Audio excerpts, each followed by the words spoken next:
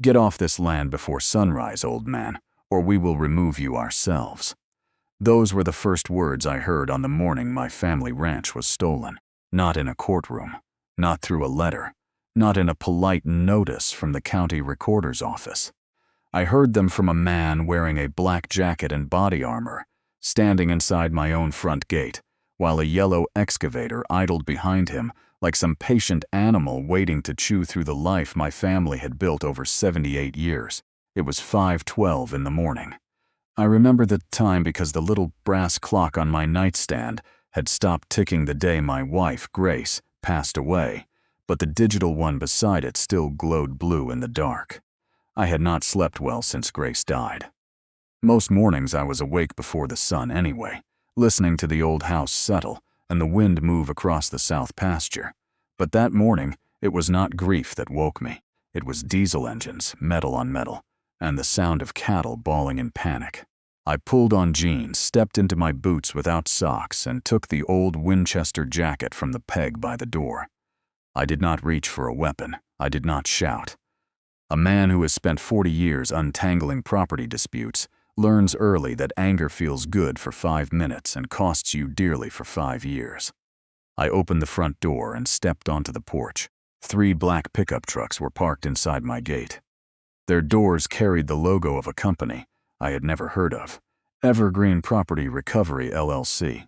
A crew of men had cut the chain from my front gate and were driving steel survey stakes into the frozen ground. One of them was hammering a sign into the dirt less than 40 yards from Grace's rose garden. Future home of Pine Hollow Valley. Luxury living. Timeless land.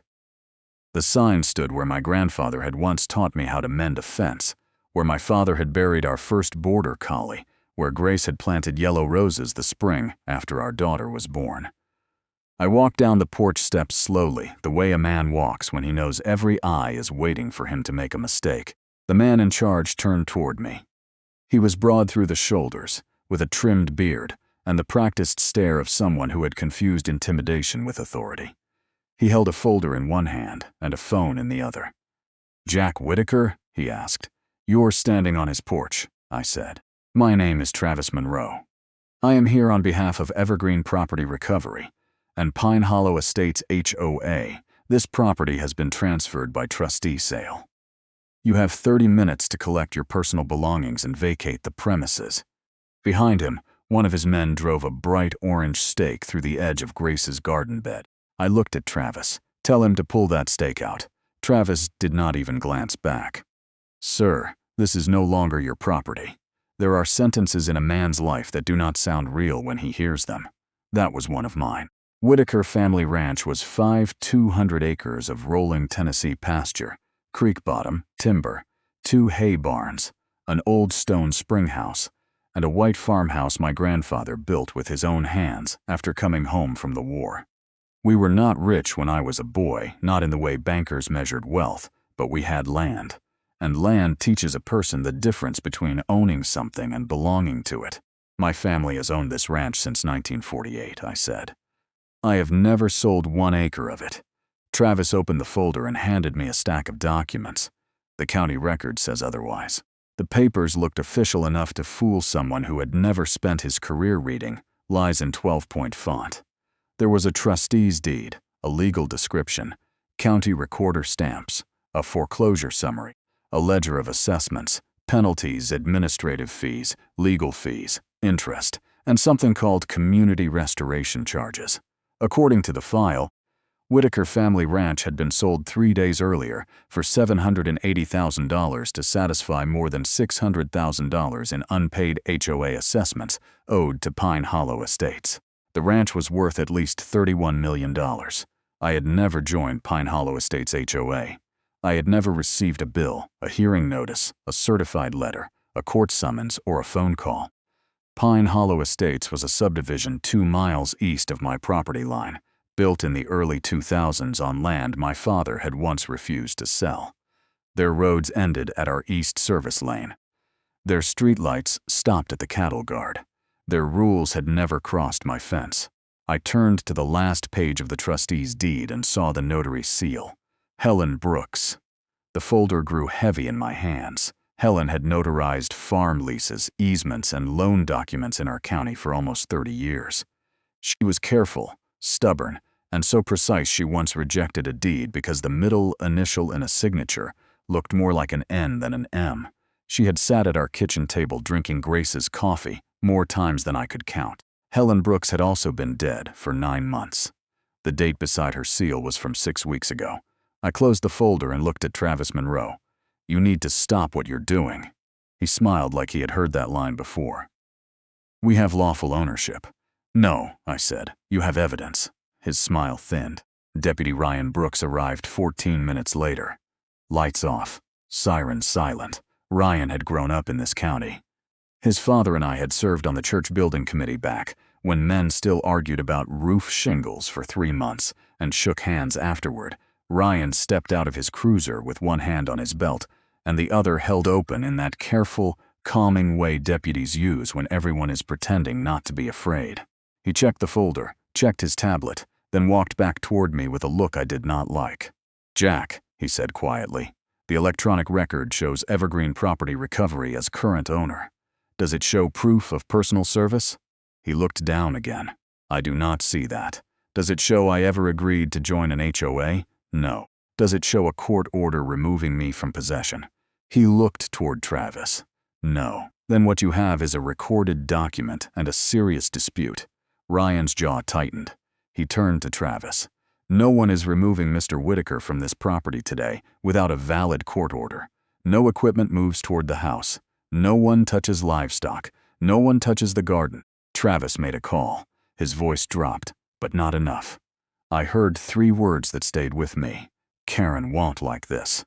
By 8:30, the men had stopped cutting chains. They still stood inside my gate, still believed the land was theirs. But Ryan had drawn a line they were not willing to cross in front of a witness. I knew the pause was temporary. A fraudulent deed can be stopped, but it does not stop itself. Paper has momentum. A lie recorded at the courthouse can move through banks, title companies, contractors, insurance binders, and court files before truth has finished putting on its boots. At 10 o'clock, I drove my old Ford to the Pine Hollow Estates Community Center. It was a grand building for people who claimed to care about modest neighborhood values. Stone columns, glass doors, fresh landscaping, a fountain that ran even in winter. Inside, nearly 60 residents sat in folding chairs facing a large screen. On the screen was an aerial rendering of my ranch, except it was no longer my ranch. The white farmhouse had been replaced by a clubhouse. The east pasture had become a golf course.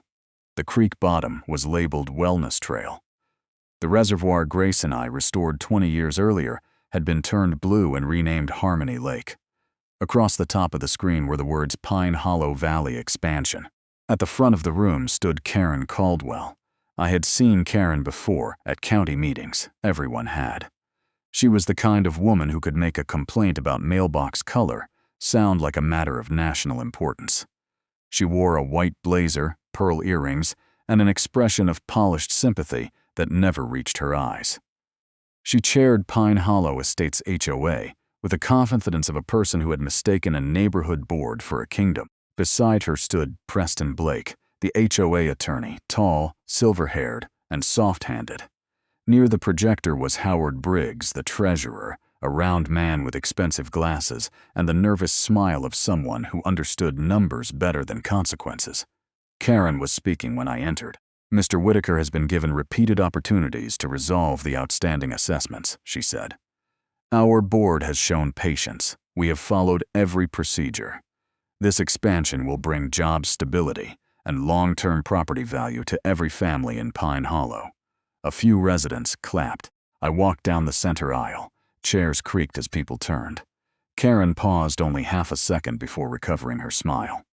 "Mr. Whitaker," she said, "this is a private HOA meeting." "I can see that," I said.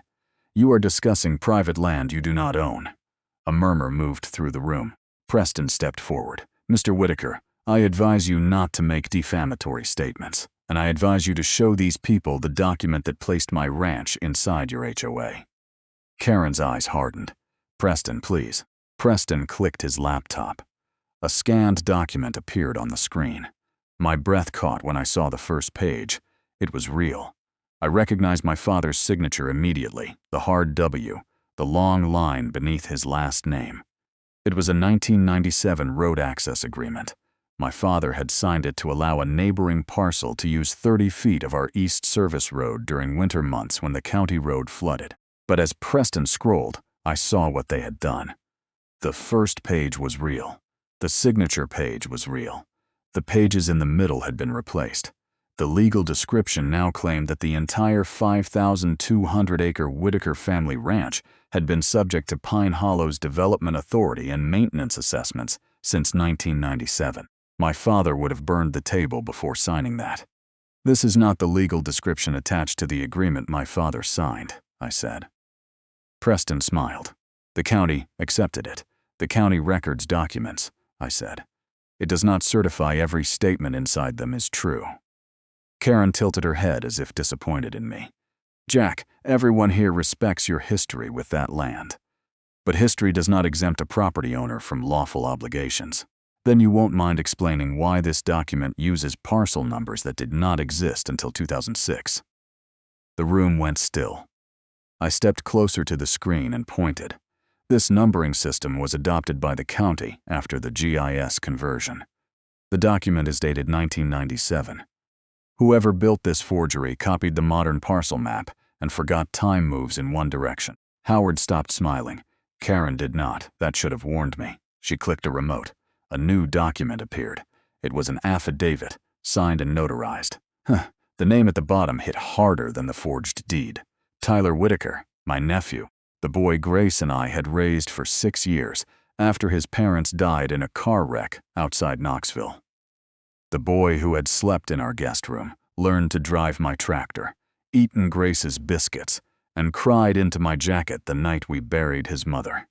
I had paid his trade school tuition, his medical bills after a roofing accident, and given him the South Cottage when he said he needed a place to get straight. In the affidavit, Tyler swore that my father had always intended the ranch to be developed with Pine Hollow, and that I had known about the obligation for years.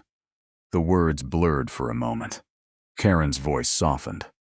"Even your own family knows the truth, Jack." I looked at her then, really looked at her, and saw something behind the polished smile. Not confidence. Calculation. She had not come to the meeting hoping to convince me. She had come to show the residents that I was already beaten. I left without another word. Tyler's cottage sat on the south rise, tucked under 3 old sycamores. Grace had picked the curtains herself. When I pulled up, his truck was gone. The door was unlocked. Inside, the kitchen smelled like stale coffee and fear. The sink was full. The drawers had been pulled open. On the counter lay collection notices, casino markers, and an envelope from Evergreen Property Recovery, LLC. Inside was a consulting agreement promising Tyler $2 million after Whitaker Family Ranch transferred to Summit Ridge Development Group. There was also a project rendering, folded twice. Someone had circled my farmhouse in red. Beside it were 4 typed words: owner removal before October 1st. I stood in that little kitchen for a long time. A man expects enemies to come from outside the fence. He is rarely ready for the knife to come through a door he left unlocked for family. By midnight, my daughter Emily was sitting at my dining room table with her laptop open, her hair tied back, her sleeves rolled up, and a legal pad already half full. Emily had Grace's eyes and my impatience for sloppy lies. She had built a quiet, respected practice in Denver handling estate disputes and title claims, and when I called her, she booked the first flight home without asking whether I was sure. "You are sure about Helen Brooks?" she asked. I attended her funeral. Emily's face tightened. Then the notary seal alone could unwind the deed. "Could," I said. "If the court wants it unwound." She looked up. "You think someone doesn't?" "I think Karen Caldwell is too calm for a woman standing on a forged document." We worked through the night. Emily traced Evergreen Property Recovery through 3 LLCs, 2 registered agents, and a Delaware holding company before finding its connection to Summit Ridge Development Group, a regional developer with glossy brochures and lawsuits that always seemed to settle before discovery. Summit Ridge specialized in transitional rural assets, which was a polite way of saying land families had held too long for developers' liking. By 3 in the morning, Emily had mapped the scheme. They had started with the old road access agreement. Then they attached a bogus HOA lien to a small 18-acre service parcel near Pine Hollow's boundary. Next, someone filed a lot line adjustment, claiming that service parcel had been administratively merged into the larger ranch. Then Evergreen acquired the lien, pushed an expedited trustee sale, and used the merged legal description to claim the whole property. A title report was generated from the recorded documents. That report became the basis for an $8 million bridge loan tied to the Summit Ridge closing. No single office had seen the whole fraud. The recorder saw a lien assignment. The assessor saw a parcel adjustment. The trustee saw a default certificate. The bank saw a title report. The title company saw official stamps. Each person assumed someone upstream had checked the truth. That is how sophisticated theft works. Not one giant lie, but 12 small lies placed in separate drawers. The next stop should have been obvious. The county recorder's office. I had argued in that building since before the carpet was replaced. I knew the clerks by name, knew which copy machine jammed, knew the smell of old paper and toner that clung to the records room, no matter how often they painted the walls. The new recorder, a young man named Brian Ellis, looked like he had not slept since the news vans arrived at my gate. "Mr. Whitaker," he said, "we record what is presented. We do not validate the underlying transaction. I know your job, Brian. I am not blaming the counter for the person who passed the bad check." His shoulders lowered a little. Emily asked for the intake log, payment method, submitter account, indexing notes, and any rejection history tied to the documents. Brian hesitated until she reminded him that public records did not become less public because Karen Caldwell found them inconvenient. 20 minutes later, we had a timeline. The altered road agreement had first been rejected by a senior clerk because the legal description did not match the existing index. 2 days later, it was resubmitted through an attorney account belonging to Preston Blake with a handwritten note referencing a judge's administrative instruction. The senior clerk had been out sick that day. A temporary employee accepted it. There was another detail. The recording fee had been paid with an account connected to a title services company in Nashville. Emily searched the company right there on her phone. It had been formed 8 months earlier, had no website, no employees listed, and shared a mailing address with one of Summit Ridge's affiliates. "That is not a smoking gun," Brian said. "No," Emily answered. "It is a breadcrumb.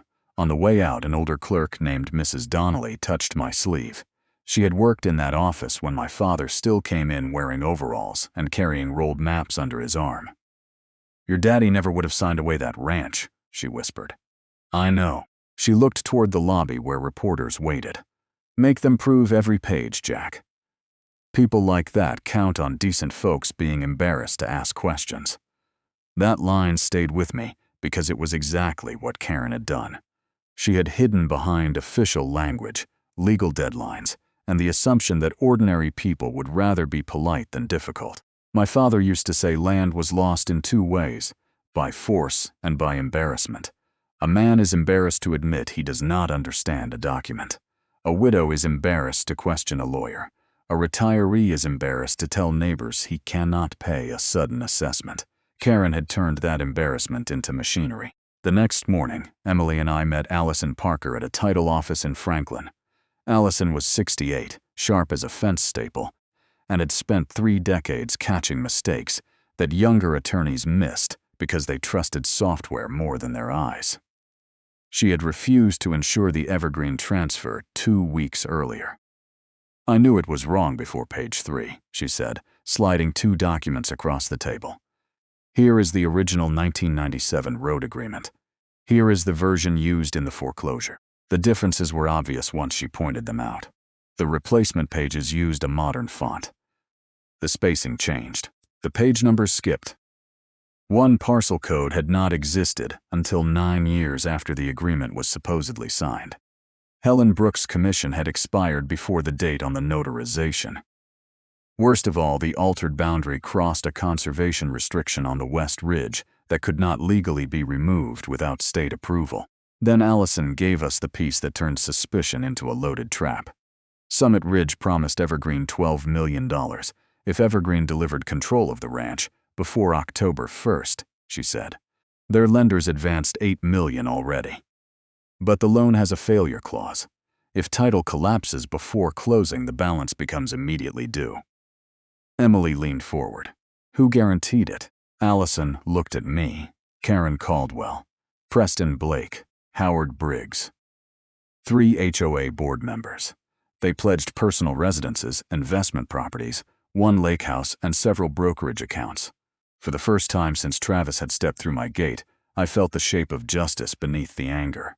They had spent months using forged signatures to steal my ranch. But when the bank demanded protection, they had signed their own names.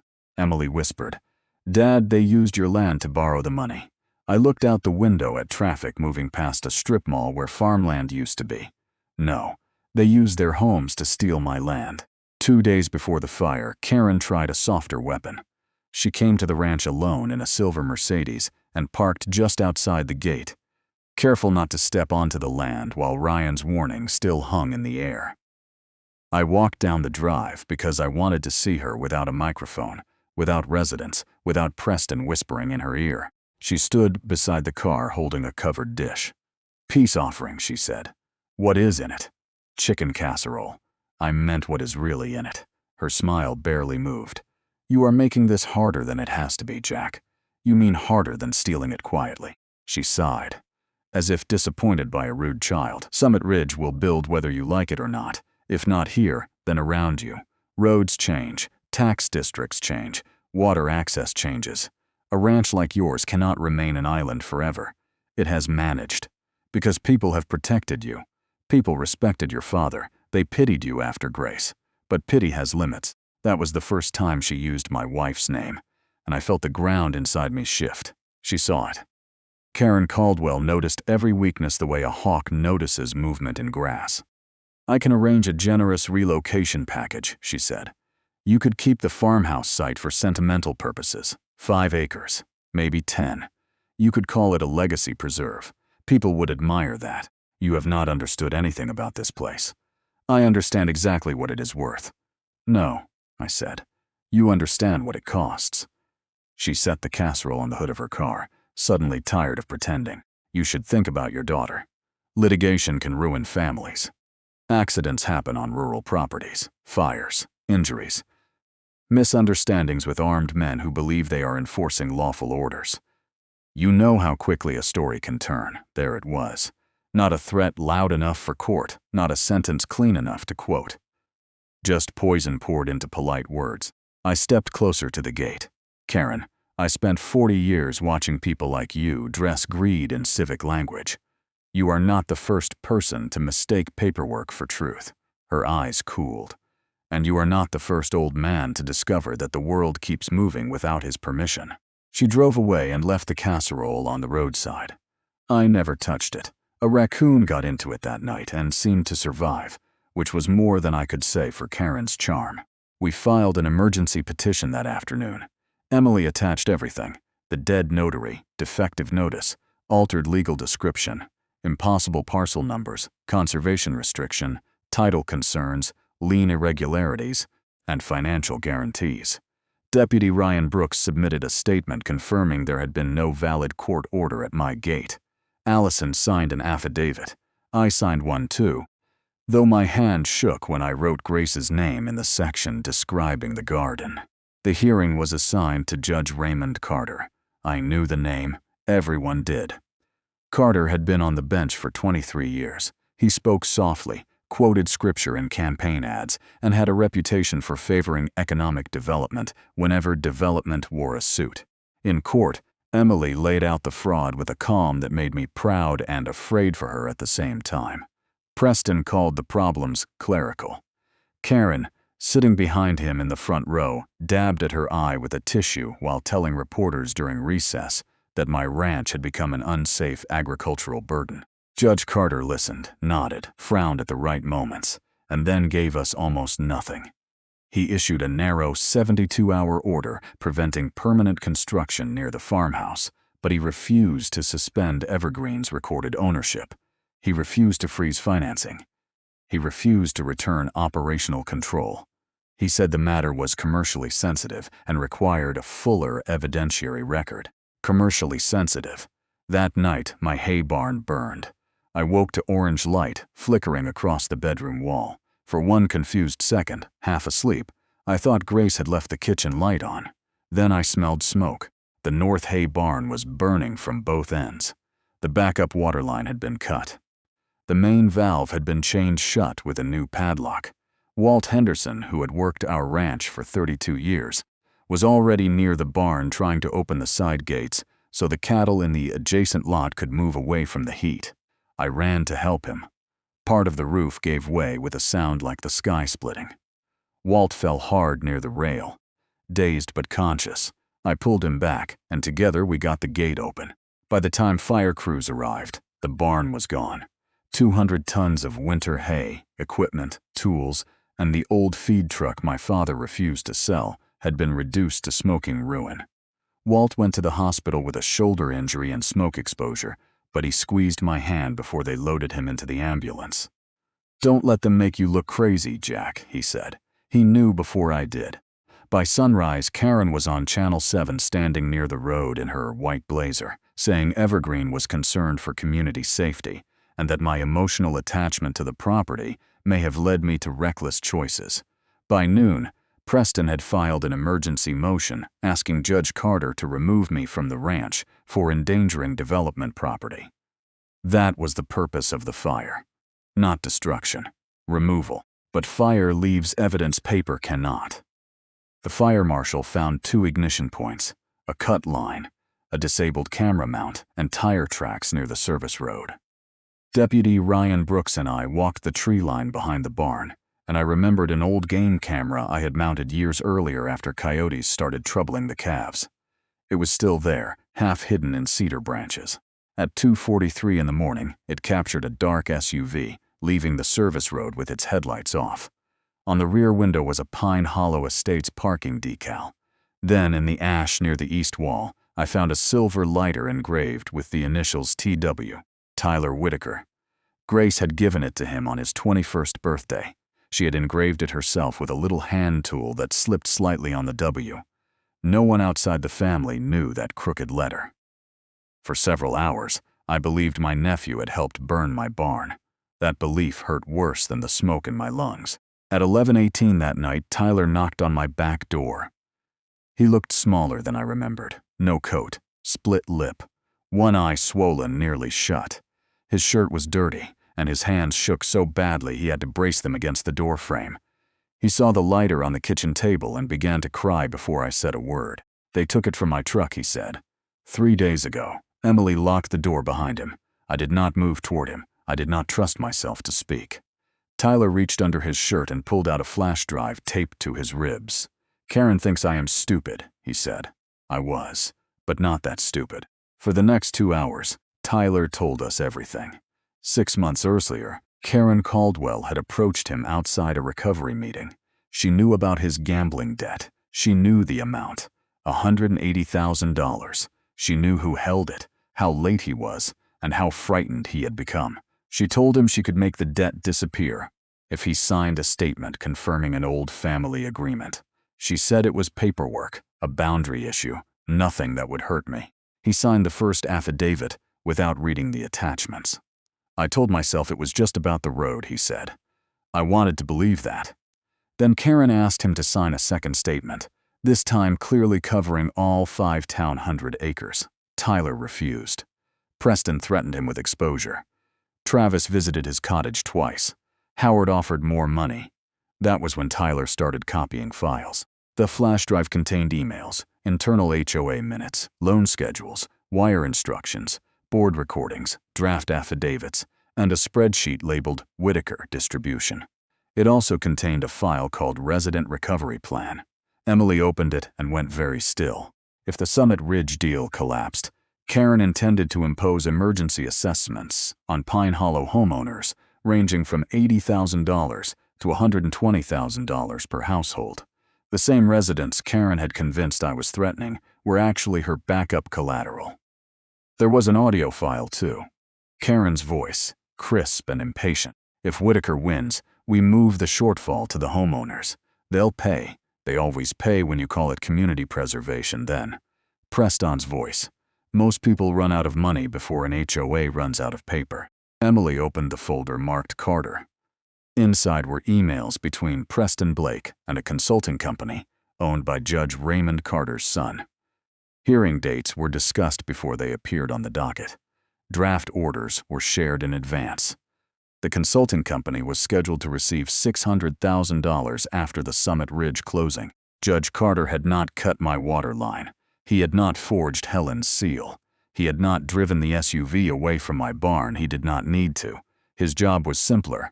Keep the courtroom door half closed until Karen finished the theft. Before dawn, Tyler left to retrieve a second phone he had hidden at the cottage. Emily begged him to wait. He said the phone had messages tying Summit Ridge directly to the forged legal description. He promised to meet us at Deputy Brooks' office at 9. He never arrived. Ryan called at 9:40. Tyler's truck had been found on County Road 18. The driver's door was open. His phone was smashed in the ditch. There were signs of a struggle, but Ryan chose his words carefully because he knew I was already carrying too much. "We are going to find him," he said. At 11:15, every homeowner in Pine Hollow Estates received an emergency email from Karen Caldwell. It said Jack Whitaker had filed a hostile action that could result in liens against all Pine Hollow homes. It said I was trying to take back the ranch by attacking innocent families. It said the HOA board would stand firm against intimidation. By 2 o'clock, cars lined the road outside my gate. Men and women stood in the cold holding signs. "Save our homes. Stop Whitaker. Protect Pine Hollow." Some shouted, some cried. Most looked more scared than angry. An elderly widow named Dorothy Miller stepped forward with her grandson holding her hand. I recognized her from the meeting. She wore a blue coat and the tired dignity of someone who had survived more than one storm. "Mr. Whitaker," she asked, "why are you trying to take my home?" The question opened something in me. "I am not coming for your home," I said. "I am coming for the people who used your home to steal mine." Emily set a folding table near the gate and opened her laptop. She showed them the resident recovery plan. She showed them the projected emergency assessments. She showed them the transfer routes from HOA reserve accounts into entities tied to Karen, Preston, Howard, and Summit Ridge. At first, people did not want to believe it. Then Susan Parker stepped out of the crowd. Susan had been a forensic accountant before retiring to Pine Hollow after her husband died. She had requested HOA financial statements for months and had been told she was disruptive. "I have records too," Susan said. She brought out a folder from her car. Bank summaries, reserve fund withdrawals, vendor payments to companies with no staff, no office, and addresses matching Preston's registered agent. Howard Briggs had signed off on all of it. That was when Karen's wall began to crack. Not in court, not in a title office. At my front gate, in front of the very people she had used as a shield. Then Travis Monroe arrived. He came with nearly 20 men, 3 trucks, temporary barricades, and a document he claimed was an emergency eviction order signed by Judge Carter.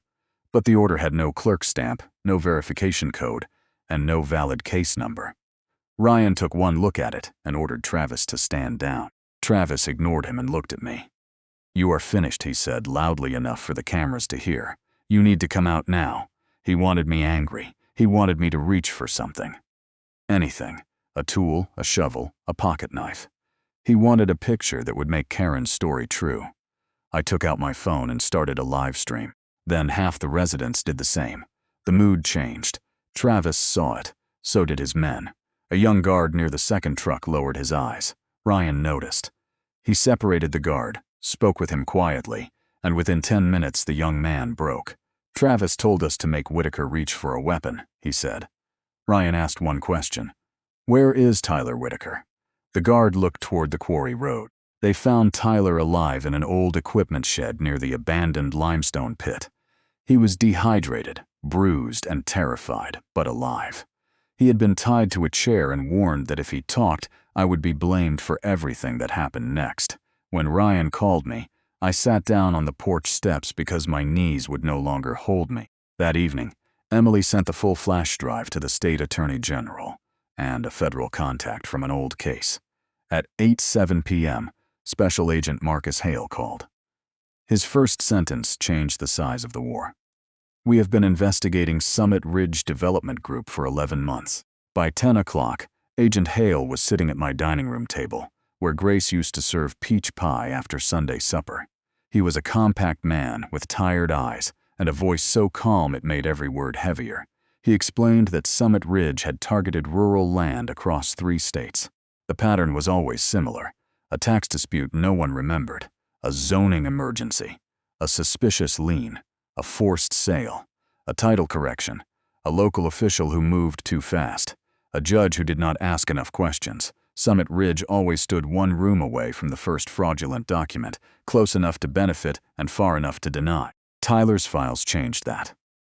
One email from a Summit Ridge executive read, "Whitaker title must appear clean long enough to fund. Post-closing challenges can be managed through litigation." Another attached the altered legal description before Evergreen had supposedly discovered it. A third referenced Karen's resident pressure strategy and Judge Carter's friendly calendar. I asked Agent Hale what happened next. Agent Hale told us about 2 other families. The first was a widow in Kentucky named Ruth Ann Bell, whose 30-acre orchard had been taken after a drainage assessment she never received. By the time her grandson found the paperwork, the orchard had already been cleared for a warehouse road. Summit Ridge claimed it had bought from a local improvement district and knew nothing about the notice defect. The second was a retired school principal in Georgia named Walter Dean, who lost timberland through a tax certificate that had been corrected 3 times until the legal description swallowed property that had never been delinquent. He fought for 2 years, spent his savings, and settled for a fraction of its value because his wife needed care and the court dates kept moving. Hale did not tell these stories to frighten me. He told them so I would understand the scale. Karen was not a mastermind alone in a subdivision clubhouse. She was a local instrument in a larger system that had learned to turn confusion into profit. Summit Ridge did not need every document to be perfect. It only needed the wrong people to get tired at the right time. "Why did you not stop them before?" I asked. "Because pattern is not proof," Hale said, "and rich thieves rarely write honest emails until they believe they are already safe." Tyler's drive had given them what Ruth Ann Bell and Walter Dean never had: names, dates, payment routes, recordings, and a final closing still ahead of us. The crime was no longer a trail of smoke. It was a train moving toward a bridge, and for the first time, law enforcement knew exactly when it would cross. He said, "We wait." I nearly laughed. My barn had burned. My nephew had been taken. Men had come to my gate with fake papers and a plan to provoke me, and the federal government wanted to wait. Hale did not flinch. "If we move now, they will all blame each other. Karen will blame Preston. Preston will blame the county. Summit Ridge will blame Evergreen. Carter will claim he trusted the record. But if they complete the closing after all these warnings, in public, with money moving and formal statements made, they will cross a line they cannot explain away."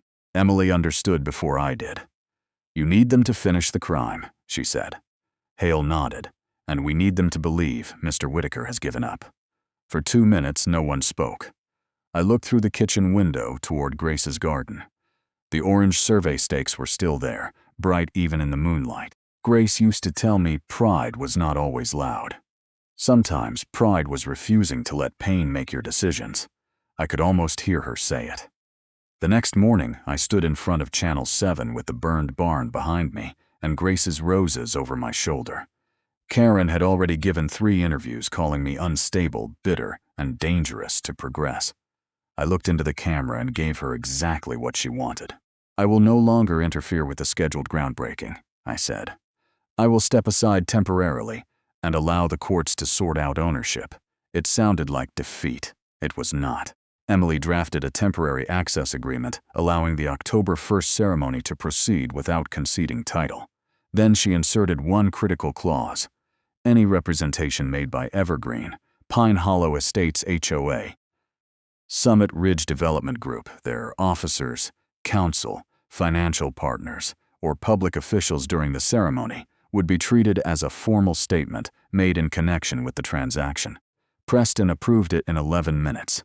He thinks you surrendered, Emily said. No, I said. He thinks paper only cuts one way. October 1st arrived clear and cold, the kind of Tennessee morning that makes the sky look scrubbed clean. My east pasture had been transformed overnight. White tents, folding chairs, a stage, a brass band from the high school, reporters, county commissioners, Summit Ridge executives in tailored coats, Pine Hollow residents standing in uncertain clusters. A giant sign read Pine Hollow Valley. Luxury living on historic land. Historic land. They had stolen even the word. Karen arrived last in a white blazer, gold brooch, and heels that sank slightly into my pasture with every step. She carried a gold-painted shovel. Preston followed with a leather portfolio. Howard stayed near the finance table, checking his phone every few seconds. Judge Carter stood beside a county commissioner, pretending his presence was ceremonial.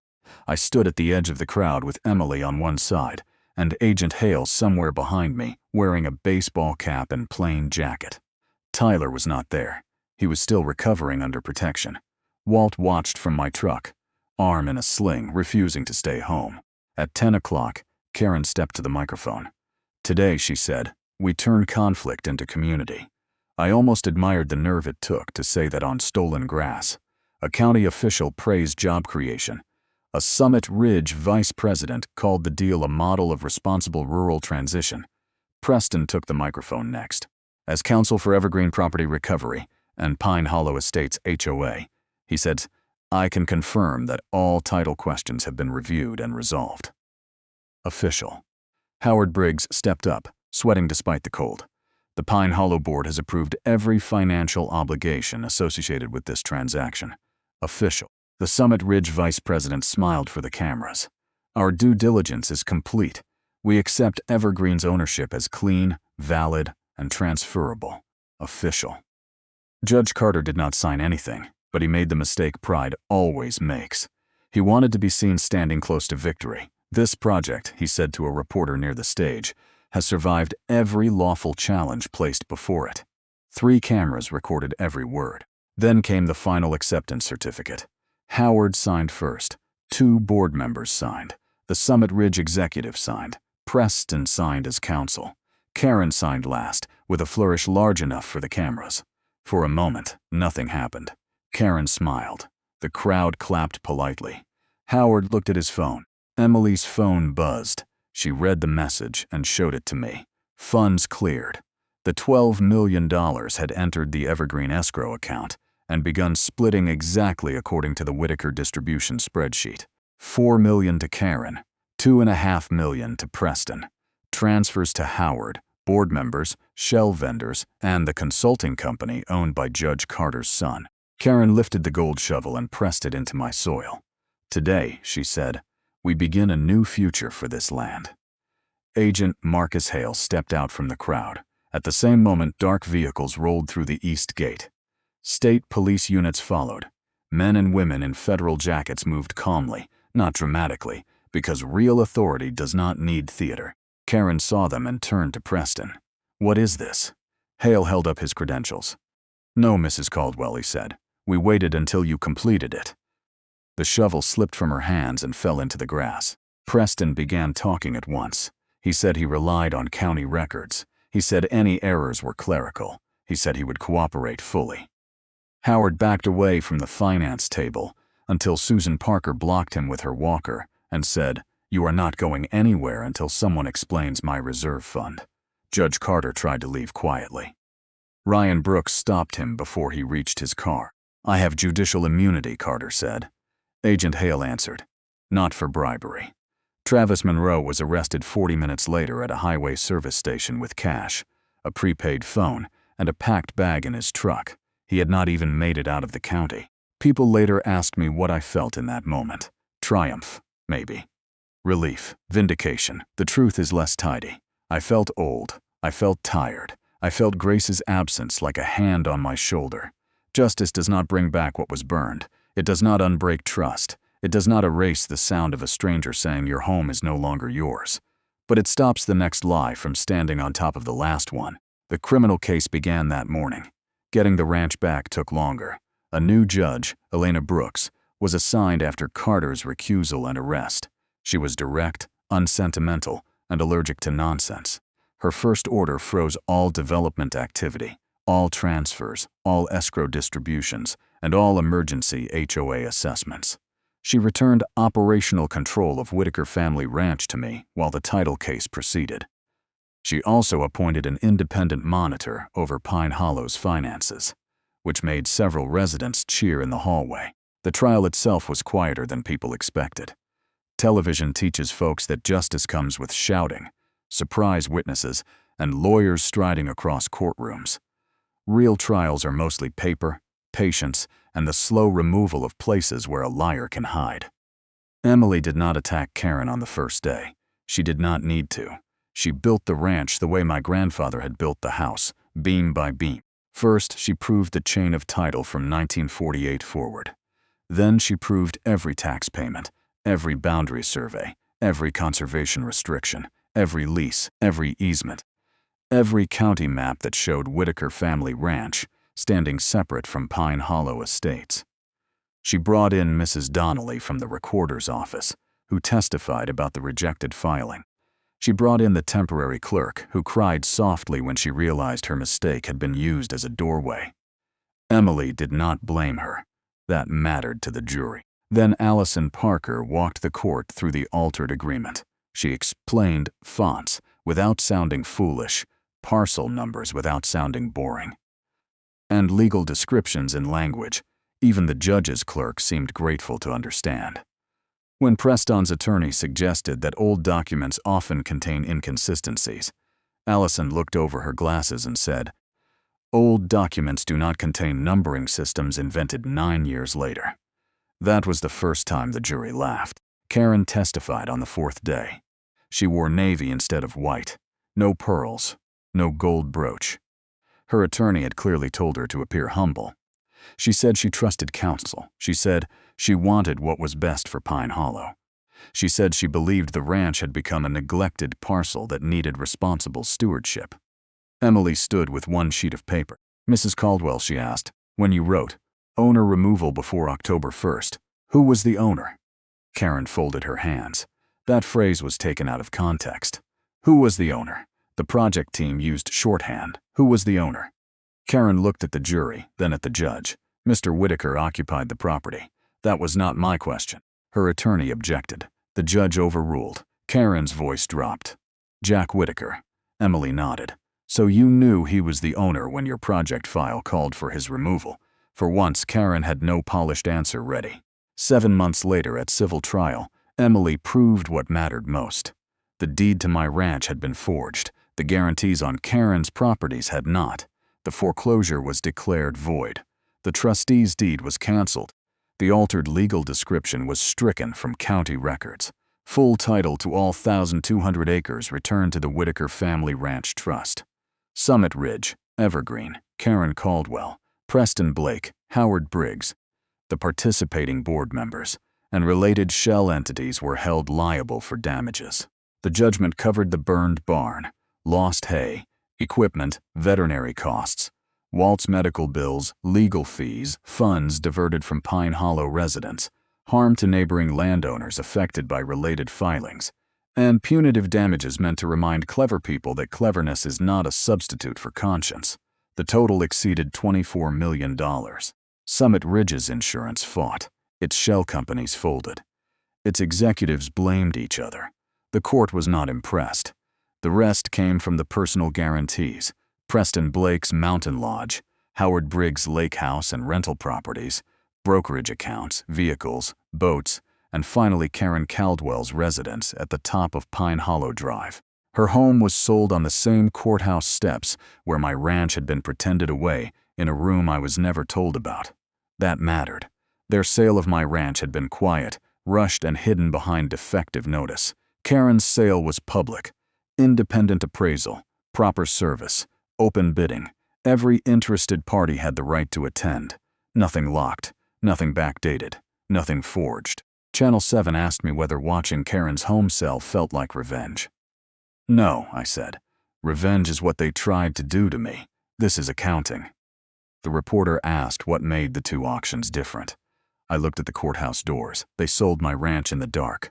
Her house was sold in daylight. Over the following year, Karen pleaded guilty to conspiracy, wire fraud, and related charges.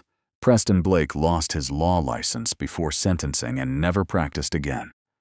Howard Briggs went to prison and wrote apology letters that sounded more like accounting memos than remorse.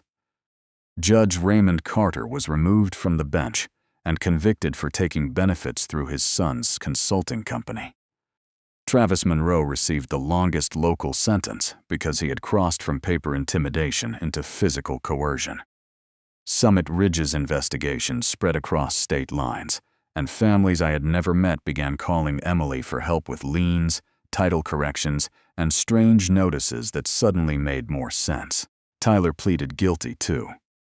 That was the hardest part for me to accept, and the most necessary. Cooperation reduced his sentence, but it did not erase what he had done. For months, I would not let him inside the farmhouse. He came on Saturdays after his court appearances and repaired fences, cleaned equipment, replaced burned posts, and worked beside Walt without asking for conversation. He looked older. Shame can age a person faster than time. One afternoon in late spring, I found him kneeling by Grace's roses, pulling weeds with careful hands. She would have been disappointed in me, he said. Yes, I answered. He nodded. He did not argue. But she would have wanted you to become better than the worst thing you did. His shoulders began to shake. I let him cry, not because forgiveness had become easy, but because Grace had taught me that mercy without responsibility is weakness, and responsibility without mercy can become pride. 3 months later, I gave Tyler a key to the South Cottage again, not as a reward, as a test. Some men deserve prison. Some men deserve the chance to rebuild after they have paid the debt. Sometimes the same man deserves both, in that order. Walt recovered well enough to complain about the new barn design, which was how I knew he would be fine. We rebuilt it with independent water lines, sprinklers, better cameras, and a steel equipment room Walt called too fancy for hay. Emily moved her practice closer to the ranch and began taking title fraud cases across the region. Allison Parker joined a state review board that audited suspicious rural foreclosures. Ryan Brooks made detective. Susan Parker helped rebuild Pine Hollow's finances. Dorothy Miller joined the new HOA board after saying she had spent too long trusting people just because they spoke into microphones. Pine Hollow changed too. Not overnight. Trust rarely returns on schedule. But the residents who had once stood at my gate with signs came back with casseroles, apologies, and offers to help rebuild fence. I accepted the help. I did not accept every apology immediately. There is a difference. With part of the settlement, Emily and I created the Grace Whitaker Property Rights Foundation. Grace would have hated the attention and loved the purpose. The foundation provides free legal reviews for farmers, widows, retirees, and homeowners facing suspicious liens, sudden HOA foreclosures, tax sale notices, or title corrections they do not understand. We printed one sentence on every brochure. Do not ignore paper just because it looks official. The ranch remained whole. The western ridge stayed timber. The creek bottom stayed pasture. The reservoir remained a reservoir, not Harmony Lake. The east field never became a golf course. The service road was repaired. The cattle learned to ignore new fence posts. The old farmhouse settled back into its quiet. One evening near sunset, I walked to Grace's garden. Most of the roses had survived, though the ones near the survey stakes had grown crooked that year. I pulled the last orange stake from the dirt and carried it to the burn pile. Then I set a small wooden sign beside Grace's bench. Whitaker Family Ranch. Protected, not for sale. I stood there until the sky turned purple over the ridge. Karen Caldwell had looked at my land and seen leverage. Preston Blake had seen billable hours. Howard Briggs had seen numbers he thought he could move without consequence.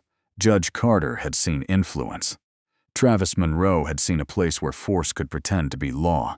Summit Ridge had seen acreage, zoning potential, and profit per unit. None of them understood what land becomes after generations care for it. It becomes memory. It becomes duty. It becomes a promise made by people no longer alive to defend it, entrusted to those who still can. They thought they could make 5,200 acres disappear behind stamps, signatures, shell companies, and a dead woman's seal. But land leaves a trail. Money leaves a trail. Greed always signs its real name somewhere, even when it borrows another person's pen. Karen illegally sold my ranch. In the end, the court sold only what she had truly owned. The difference was simple. Her theft happened behind closed doors. Our justice happened in daylight, and this time every notice was properly served.